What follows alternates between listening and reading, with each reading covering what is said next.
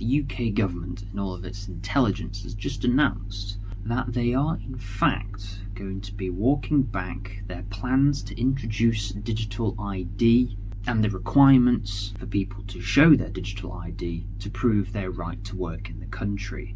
Now, this is a significant step, but it is not the total abolition of digital ID. This is just a little bit of a walk back on the plans that they were trying to bring forward for the initial release, and they're just kicking them down the road. So as opposed to bringing in digital ID as a proof of work tool in order to prove that you can live and work in the United Kingdom, they are bringing it in so you can use it to have access to public services easier. Now, this is just one story of many when it comes to the UK government trying to put their boot on all of our necks, so to speak, because, as we all know, the Online Safety Act is in full swing with further restrictions coming in on us as British citizens. But not only that, they seem to have this superiority complex when it comes to enforcing the Online Safety Act. The Online Safety Act, of course, being a law passed in the United Kingdom, yet Ofcom, the sort of internet regulator, let's say, they don't just regulate the internet, but that's all they do for this purpose. They're trying to impose UK law on foreign companies, the best example of which is 4chan. Now, 4chan is an interesting forum on the internet, as I'm sure you know. They are an American company, and they have this funny thing called the First Amendment. It kind of lets you say what you want, which is kind of weird to me as a Britbong. But yes, this British regulator are trying to impose their fines, £20,000 fine as I understand so far, maybe it's a bit more now. They're trying to impose British law and British penalties on an entirely American company. Now, this is a company that has no stand in the UK whatsoever, no assets, no staff, or anything like that. In fact, to try and pull the rug from underneath Ofcom, so to speak, 4chan actually have reportedly IP blocked the entirety of the United Kingdom. And in response to this, Ofcom, the regulator, was initially like, okay, that's fine. And then after some backhand chats with some NGOs and government officials, they came back and said, no, that's not enough. You need to implement age verification. And so they got fined. Is it going to go anywhere? Probably not, because, I mean, the worst Ofcom can do now is just to mandate British ISPs ban 4chan, but 4chan has already blocked all British IP addresses anyway, so, or British originating IP addresses, so it's like, yeah. Not only that, but the Online Safety Act, which does tie in with the digital ID, it's kind of the same, it's not the same thing, but it's in the same sphere. Trying to mandate as many people as possible from having it, preventing you from working if you don't have it. Now we have the Online Safety Act, which is trying to restrict your freedoms online. They put the guys on as protecting the children, which of course no one can argue against, but at the same time seems to be the same excuse they give every time they try and do something like this. But they also want to mandate client-side scanning of files on your phone, and this, according to the government and the regulator, is to try and prevent people from recording, storing, streaming, and uploading CSAM content. Obviously, that kind of stuff should not exist, but we live in the world, so it does.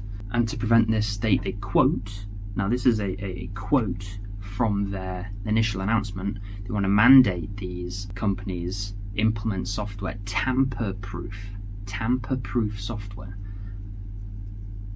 I mean, they obviously had some 50-year-old man or woman write this, because anybody who has involved themselves in the world of Linux, IT in general, never mind software engineering, knows that tamper-proof software. I'm sure Nintendo referred to their operating system as being tamper-proof, and look where that got them. Okay, which one of the consoles was hacker-proof again? I forget, because they've all been hacked. So this is official government documentation. And of course, the final cherry on top is the UK government now getting into contact with Ofcom, grabbing them by their collar, getting them to try and ban X or try and ban Grok or try and implement restrictions on using Grok, they haven't really made their mind up yet. And this is just the final cherry on top. Of course, the same argument is we need to protect the children, okay? Because people were using Grok, the AI that is included in X, to, let's say, change the outfits of certain people. Strictly speaking, I don't think it is illegal. In fact, I think the government came out today to say that it isn't, because it's not creating sexually provocative material. It is just changing the outfits to something less, covered, let's say. And Grok has its own limitations on what it can and can't do, so if it goes against laws, it's supposed to not carry it out. So there's been no examples so far, at least publicly, of it doing something illegal. Yet the government are trying to pass restrictions on access to X and Grok anyway. This was originally storied as a complete X blackout, trying to just block British IPs from accessing X in the first place. Just ISP blocking, but I don't think it's going to go that far. I think what it's looking like is they're going to try and impose some kind of fine or restriction on Grok with the AI. So we'll see where that goes. So much in so little time. Now this does affect you Americans, because I know a lot of you watch my videos, because half of your states require age verification for accessing 18 plus stuff on the internet anyway, and this is only going to become more and more prevalent in the Western world. I'm looking at Australia banning social media for under 16s.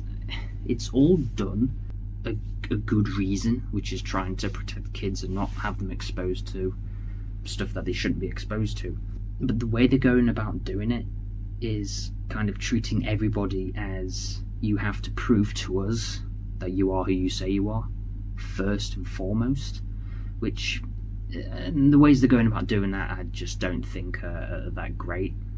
Having to submit government identification, driving licenses, passports, national insurance numbers or social security numbers if you're American, to third-party companies. Like, these aren't even government owned or operated businesses. They're putting out these contracts and going after the lowest bidder, and I don't think it's going to go very well over the next couple of years. I think it is going to get worse, but only time will tell. But for right now, digital ID, as it was coined, is no longer going through in the same way that it was proposed to go through, as opposed to being this right of work, you must have your digital ID otherwise you can't get a job. It's now being portrayed as useful to people who want access to public services quicker. Of course, once they get the law passed, the policy implemented, and people used to the idea of using a government app, then they can implement some more restrictions, some more tools, let's say. But again, we'll have to wait and see. It's currently said it will be online by 2029, which is at the end of the Parliament anyway, so it'll probably be repealed in the next Parliament. In another 5 to 10 years' time, it might not be as much of a choice to use it or not. Thank you very much for watching. Like and subscribe, and I'll see you in my next video.